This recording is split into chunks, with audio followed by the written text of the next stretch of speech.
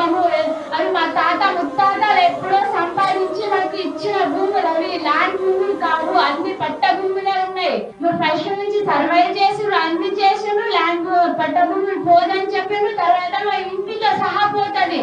ఇంటితో సహా పోతే మేము ఏడుకు వెళ్ళాలి? రోడ్ పైననే బతకాలా? ఎందుకు మేము రైతులం? ఇంత చిన్న చూపు ఎందుకు అయిపోయినాం? మా కాళ్ళ పైన మేము బతుకుతున్నాం కదా, ఏదో ఒక పంటలు పండించుకొని మా బతుకు తీరు మేము ఏదో బతుకుతున్నాం.